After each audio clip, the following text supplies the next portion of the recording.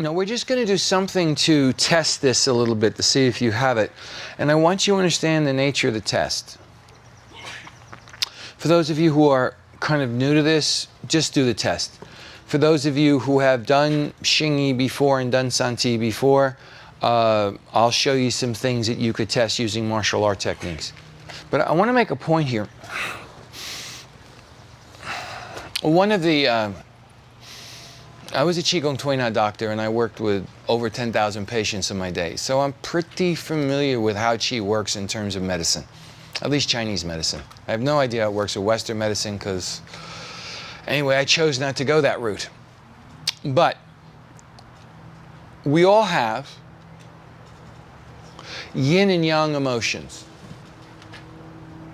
What's a yin emotion? Sadness, depression, loneliness, feeling worthless, grief. They're very yin in nature. And we have yang emotions, anger, frustration, greed, okay? Manicness. We have all these things. Now, what most people don't realize is that above and beyond what's at the depth of your mind that's causing it, you cannot have radically, powerfully swinging emotions unless the qi inside your body activates, which enables it.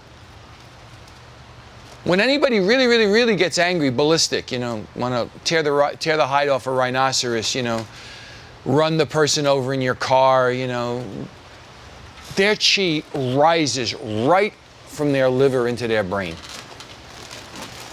If you had a switch which just could make all that rising stuff goes down, they might be, shall we say, miffed. They might growl, they might grumble, but they're not going to go ballistic. Can you all hear me? Likewise, when you have extreme grief, sadness, depression, your qi is going down and almost nothing's coming up. And if you just could institute a strong enough current which these emotions normally shut off to have it come up, you might be unhappy, you might be a little bit sad, a little bit depressed, but it wouldn't go any more than, you know, something you can deal with, a quote-unquote bad weather day. And it's one thing if, you know, all of a sudden the sky goes dark and raining and it goes on for a day or two, you can deal with it for a day or two. And it goes that way for 3 or 4 months, that becomes something else. So regardless of the deeper source in the mind from which these emotions come, the fact is your body has to support it. So not discussing that, getting rid of emotions from their absolute root cause, because that's a deeper subject of meditation, and meditation deals with stuff like that. Just looking at how your body does it. This business about your qi being able to rise and being able to fall has applications that are well above and beyond the fact that you can swat somebody in the head, or you can block something, or you can, you know, shall we say, lift their head off their spine or something like that.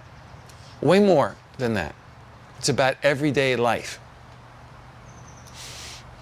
The stronger your qi gets balanced, the at least things that are not coming from you just really have a serious irritant from trauma or something like that, a lot of this stuff just goes away. Because if you take an irritation away, most people don't get irritated.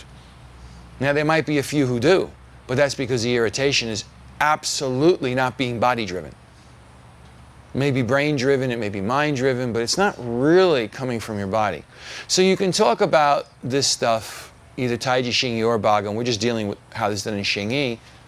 You can talk about that at least at the level of ordinary, I'll just call it animal emotions. Emotions driven by the fact that you have internal organs, the emotions that are driven by the sheer fact you have a body, and it is prone toward creating emotions because that was the original design specifications. You can smooth that out.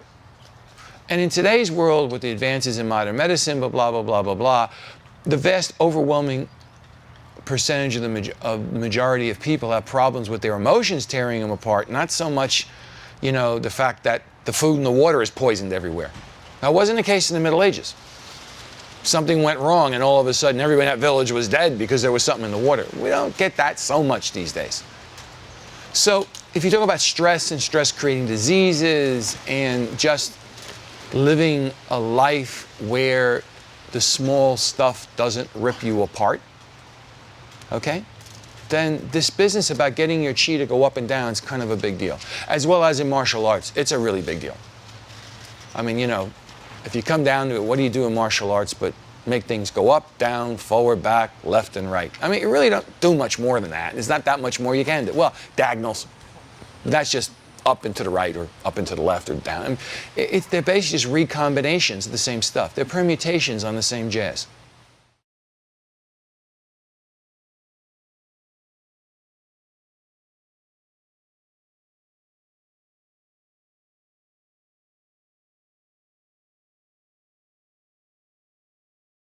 I want you just to put your hand out this way, not knowing exactly how it's supposed to be done. The best you can, keep your elbow down. And here's the object of the game you're going to do right now.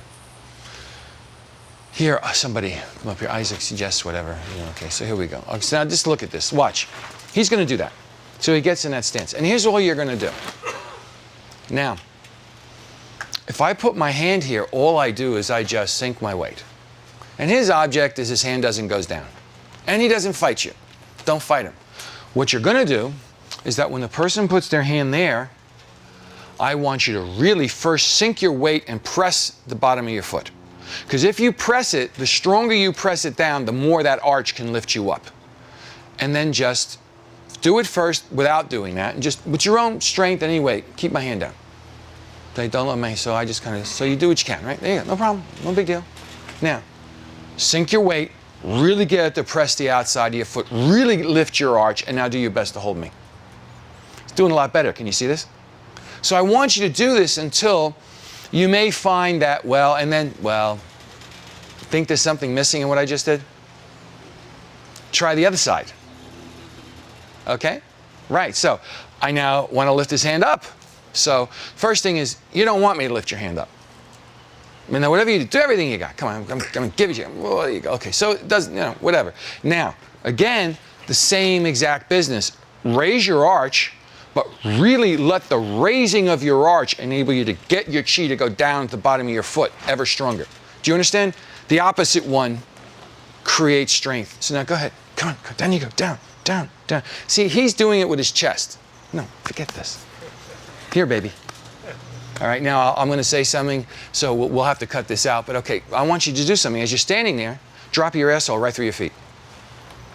Go ahead. Now, get that till it presses your foot, and get your hand somehow to be at the bottom of your foot. Go ahead. Down you go. Now, resist as best you can. Does that look like he's doing better, yay or nay? Now, if you just feel that there's a bit of a difference, that means that it happened. And if nothing happens, that means it didn't happen. It means you didn't do it. So sometimes it's very helpful if you just have something where you can actually test. Are you doing what you think you're doing? Or are you just having, shall we say, the marvelous world of positive self-image hallucinations? Which I have to say, California is really big on that one. It's probably one of the biggest things is destroying the whole education system here is this whole emphasis on giving them a positive image by telling them they're good when they're screwing up everywhere, where it might be better if you actually had them like feel a positive image by actually doing something well. I mean, there'd be a lot to be said for that. But anyway, as we all know how well the California education system is going. From #1 in the United States to number 48. Wow, that was progress. Anyway, long story short, I'm just doing that to have a bit of fun here. That was comic relief. Now, so I want you to take your hand and just, you can do it with both hands. So when you're trying to get the down, right, really get those hands to go right into your feet. You feel something going through your legs, right? And that's if they're going to try and push you up. If they're going to try and push you down, what are you going to do? You're first going to go to your feet, and you're going to lift your arch. You can almost feel like that energy is rising into your hand. If it works, it's going to be hard to move your hand. Okay? All right, so here's the object. What you're going to do now is that if you're talking about doing this more, where this then gets applied in martial arts, you have two things. The first thing is, let's say, for example, Isaac does here. I'm going to have you do it simply because the camera's there. See your foot's like this? When he goes, I'm going to touch, and then I'm just going to take my foot down and bring him down. So punch, just punch fast.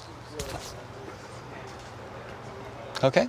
How we doing? Boom, you know, whatever it all is. Now, that's one. The second thing I'm going to do is I'm just going to have my foot here, and when he goes, I just drop it down to the bottom of my foot. Remember, if you have it dropping down, do it again, there must always be a bit up so that your hand can actually come up and not, do it again, get frozen.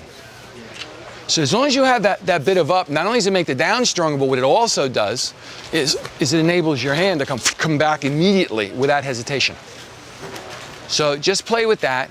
That's number one. Or you can do this. You can just, like, you know, take a half step if you want. But what's the half step about? The half step is about, ooh, got the foot.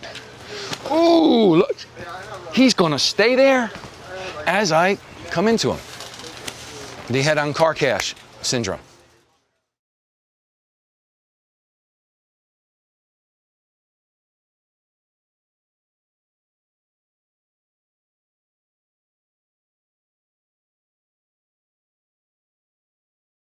What I want you to consider is this. Now, the next question has come up from a number of people, is something that people who watch Xingyi but never actually learned it per se get confused about. Your feet. Look at my foot right now. That's scrunching up your toes. Yes, we all know what that means, okay? So people do it for a lot of reasons. People commonly do it in sex. People commonly do it. Little kids want to go like this. So it's a pretty natural habit for people to have the idea of doing it. You don't do that in Xingyi. Okay? There's a whole thing in the external martial arts in China, if you all can look at my foot, that what they do, especially in ones who use these kind of stances, but everything, they grip the ground with their toes, like they try and grip it. But what that gripping doesn't do is it doesn't allow the foot to be like a sponge. It just makes it very strong, and it tenses the body. I mean, if you scrunch your toes like that, the whole purpose of it is to tense the body. There's no other reason to do it I've ever heard of. What you're looking for is what's really tricky, is that I can't teach you this, but we have tapes and I teach courses on the marriage of having an opening and closing. I'm going to do this with my hand for a second. I'll have you look at my foot. The bones in the back of your hands are basically the same thing as the bones in your foot. The metacarpals and the metatarsals are essentially parallel bones. See if you all can watch this. See if you can see this in my hand. You see the way those bones are coming closer together and going further apart, yes or no? Well, when you want to get, what you're doing is that if you want to purely absorb energy down, what you would do is, if you can look at my foot, because I'm just sitting on my hands, you would close those bones, but if you wanted to project out, you'd open them. Just look at this here. You see the arch raising? But can you see it's the bones that I'm closing? It's the spaces between the bones. Now, I'm not gripping the floor like this with the muscles of my foot. They're just tracking the way all the bones in between your feet are opening and closing. They're getting bigger, they're getting smaller. So that's a whole thing. Now, I do understand, I went through this too. You know, it wasn't like I was born being able to do this. I learned it just like you're learning it.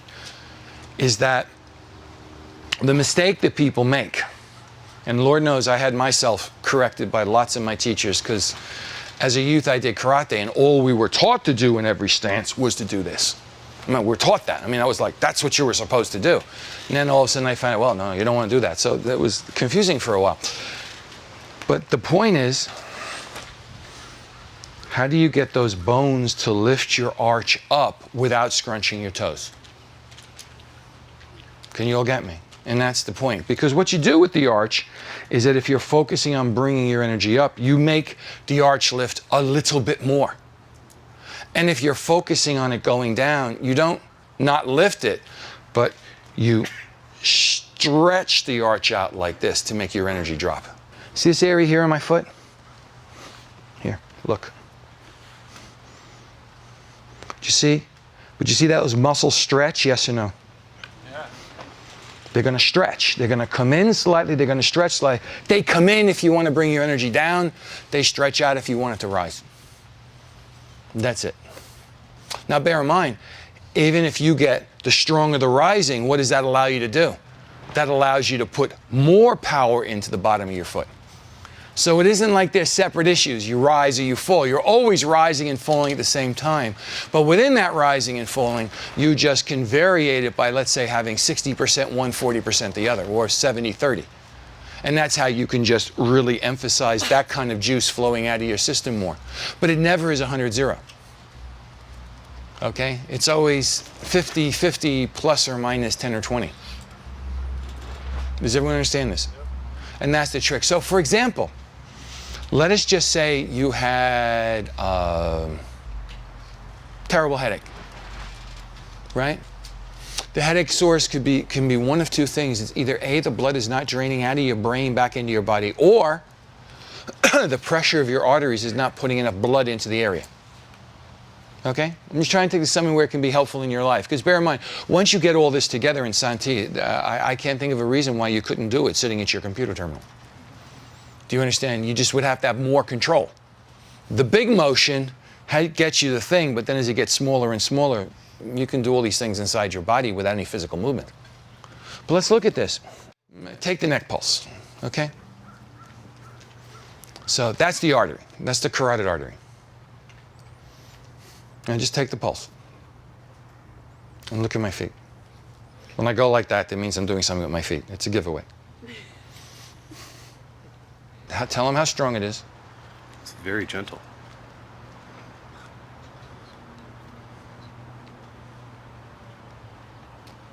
There, yeah.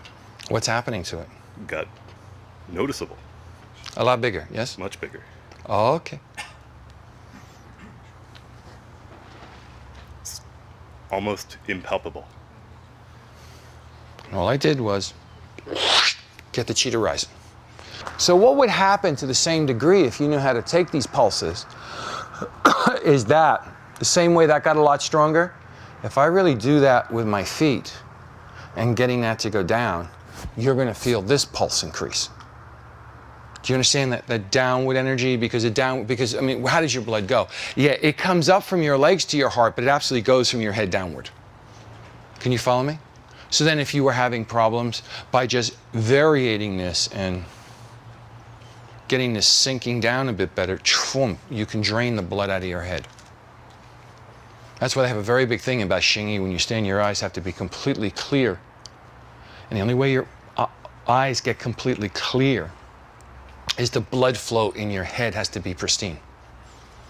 If the blood flow going in and out of your brain becomes compromised, nobody's vision is completely clear. There's always a bit of a kind of a weird haze to it. And that's just pure brain function. Okay?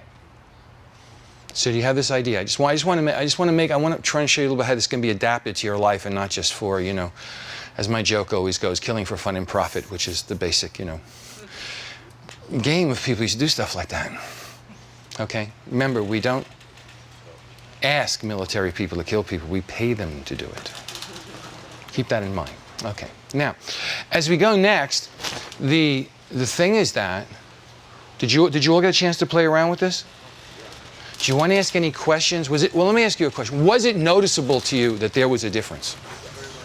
That's a question. Well, that's good. I'm glad you got that because this is absolutely critical. And if any of you after the next break we have just want to go on the camera and tell people what happened to you, it's for other people, it would be helpful for them.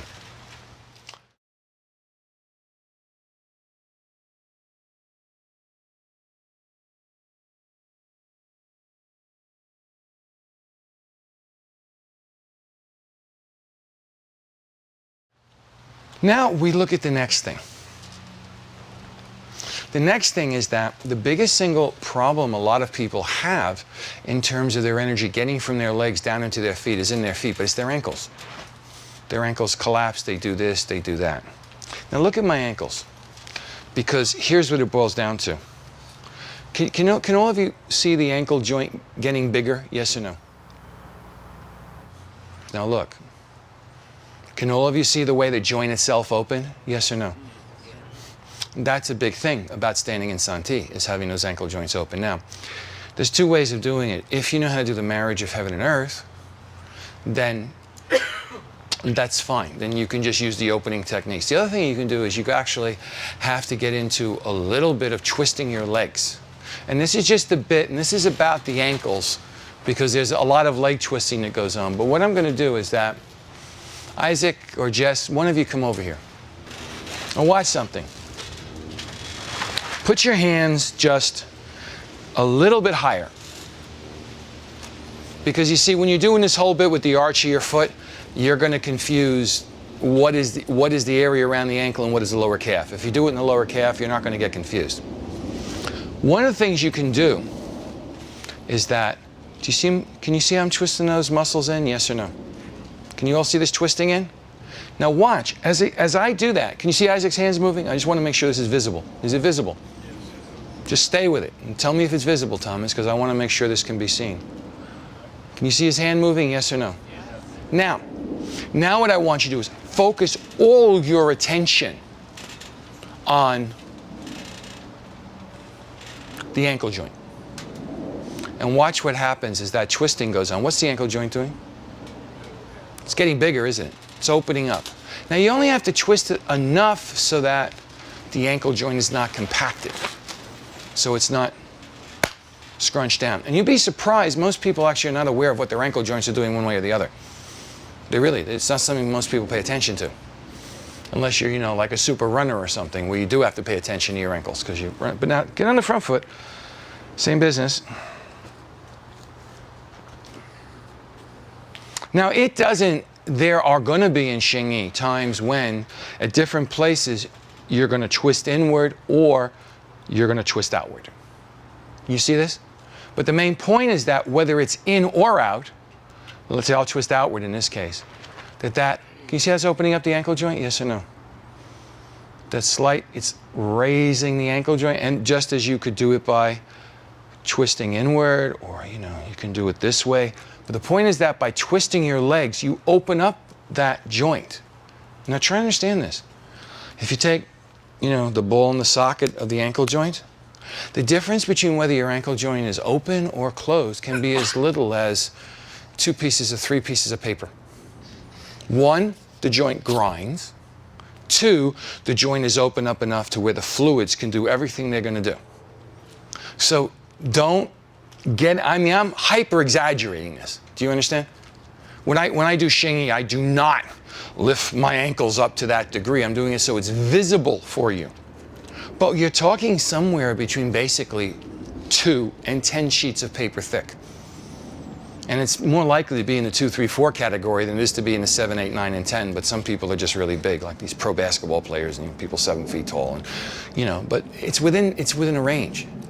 But the trick of it is that if you get that, look, your foot gets a bounce, and you just go like this. Do your ankles just have a bounce? If they have a bit of a bounce, that means there's no compaction. It means the chi can move through. Okay, here, to make this as a good exaggeration, come here. Isaac's arm is fine, his chi's flowing through it. Get him in this position, and his chi now is blocking at his elbow and his shoulder. It's moving through, it's not.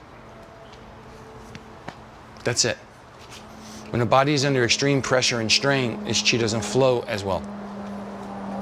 Now you can sustain the body moving for some period of time if the chi is not flowing well, but the sustainability issue starts becoming rather important as time moves forward. Okay, you got the idea? Let's get the ankles. Let's go. So now, for example, for martial arts, for Xingyi is another test that can be made. Is okay, so you do that, right? And you're going to push on him, Isaac. And what you're going to do is that, again, you want to resist him. You don't want him to move you. Okay. Okay, now, so just do it normally. Go ahead and see what happens. Okay, now, great. Now, open up your ankle completely and see what happens. Wow. Just increased the strength quite a bit, didn't it? Wow, that's pretty sick. Yeah. That was, it didn't have to move much, and it really changed the feeling. As I said, so it's between 2 and 10 sheets of paper, and that's mostly a question of how big your ankle. It's the structure of your ankle joint. I mean, some people are, they got small ankle joints. Some people have big ankle joints. That's all genetics. Now opening joints and watch what happens. It makes it a lot easier. Yeah. Okay. So that's a thing where you know, you can do a simple test like this because, and that makes a difference. That, for example, when you hit me, I go like that, and like the shock wave condenses me in, or you do it in, and something happens to you, it happens to me, I'm fine. Yeah, yeah. It's like filling the lower area makes the upper area heavier. Absolutely. It's more denser, The connected. basic rule in all the internal martial arts is very simple. And I've said this, Qigong, it's the same, it doesn't matter. Qigong doesn't matter for health, whatever. The lower body, 1 unit in the lower body is equal to 10 in the upper body. So you got to produce 10 units up here to get the same power in your hands as if you were able to get 1 unit to come up from your legs to your hands. Because the transfer is dramatically stronger from the bottom to the top than it is from the top to the bottom. If you want to make the bridge from breath to Qi, 2 things that have to be done is you have to make the bridge. You have 2 big bridges in your body that translate Qi. The 2 biggest in your body are fluids and your nervous system. Or if you want to put it this way, fluids is water, nervous system is fire. Okay, those are the 2 biggest things. You have to get that to make the bridge of how to go from breath to Qi, to be able to directly move Qi in your system. But it's the same thing. If you had to say that if you take the perspective of it'll kill you. Okay, high blood pressure. Fine, it'll kill you. But wait a second. What it doesn't tell you is that that's what'll kill you. So it's effective that if you want to bake a cake, don't put your head in the oven. It doesn't tell you how to bake the cake. Baking the cake is about your circulation. Chinese medicine focuses on the circulation because that is your experience of life 24 hours a day. It is how well your blood circulates that determines the state of all your internal organs. Blood pressure is one specific marker, and you know, but it's like, it's again, it's a lot of the perspective, a lot of Western medicine. They look at a corpse, they don't look at a live dynamic system. Right.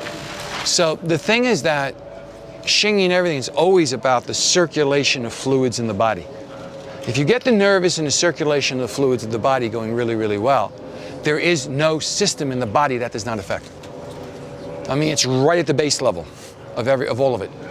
And it's like in mathematics, that is addition, subtraction, multiplication, and division. And try doing math without those. Let's just go back to Santi before we go with some things. Some of you may have been asking, we may get to the legs, but I'm not going to work on twisting of the legs so much for a very simple reason. The big thing is that until you really get your legs open down here, you can twist your legs a little bit, but not too much. Otherwise, there's the danger you're going to pull things. I only showed you that thing about, you know, twisting up in the calf because that's a very easy way. It's not very high in the calf. It's only about there. It's because it'll open up your ankle. That's the only reason why. When you get really, really, really good, you can actually, and you don't have the confusion, you know, 2 muscles that are close to each other don't confuse each other in their signals. You could just do it right at the ankle. You don't even have to engage the calf. Okay, so now we look at the next thing. We went to here.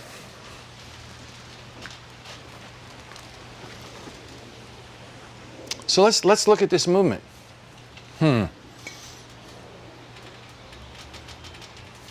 What am I doing with my energy? Having it rise. So what am I going to emphasize a little bit more? I'm going to emphasize the lifting of my arch a little bit more. Not a lot more, but a little bit more. Yes? And what am I going to do? And I'm going to emphasize it probably with the same leg, right? And then I'm going to emphasize it with the other one. How are we doing? Then, oh, still, it's arising, but this one is kind of coming back slightly, so the other foot is going to have more of a downward pressure while one has an up. Okay? But now instead what we're going to do is that from here, did you all get what this motion is? Yeah. Then you're going to step forward and put your heel here. See my heel's on the floor? Yes or no? And you're going to hold that.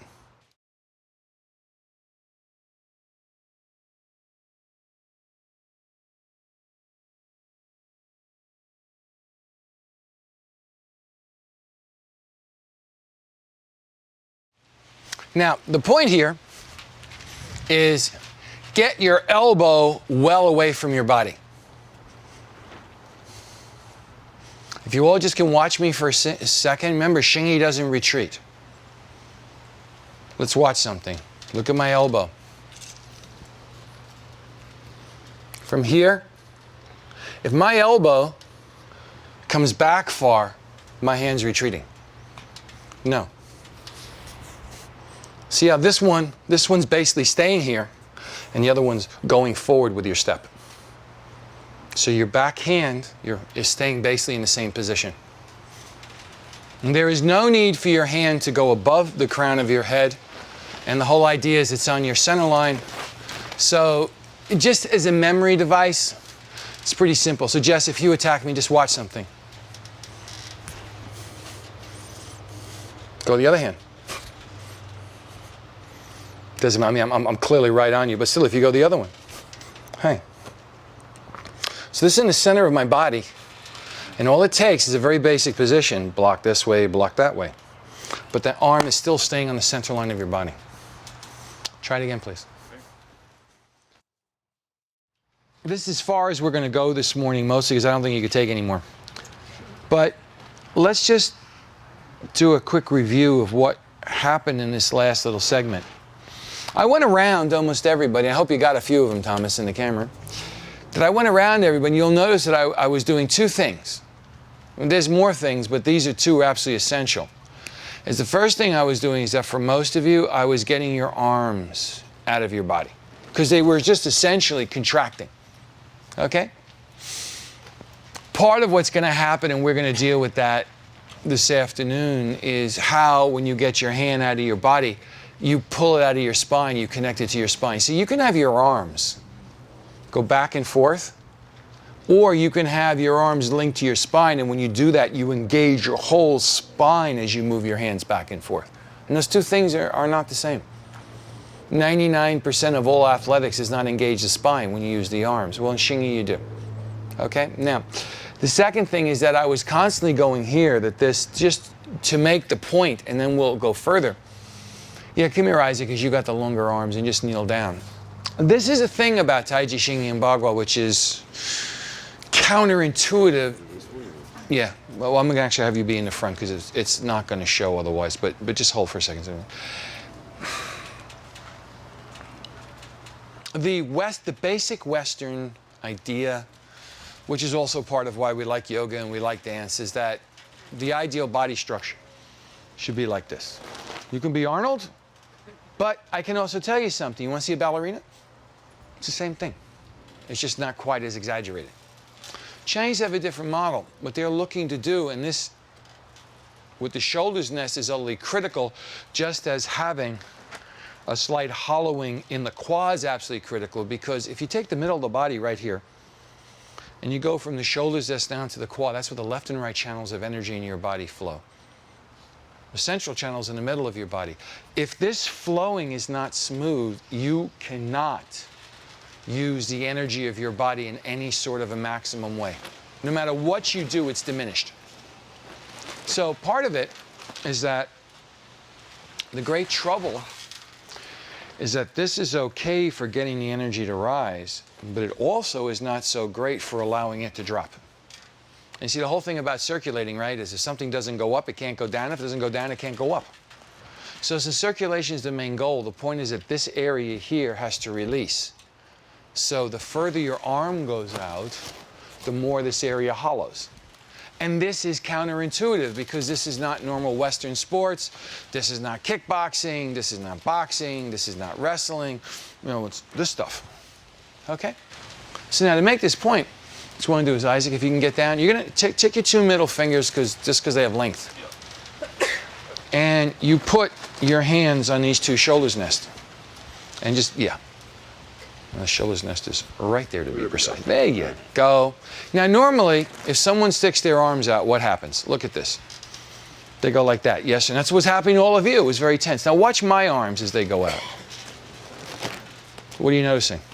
The further my arm goes in, the further that goes in, because you're allowing the energy to drop here so it can kind of go all the way down and come up in the back and come up again.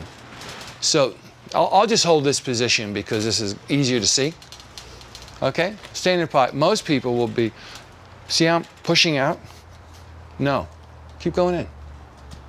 The further the hands go out, the more this goes in, because the more you want the energy to come down your body and up your body, the more that space has to open to allow the energy to flow through. Now, this is not, to be the most accurate with this, I'd have to use electrical things, and I don't want to do that because most people aren't familiar. So we'll go to something everyone has seen, plumbing.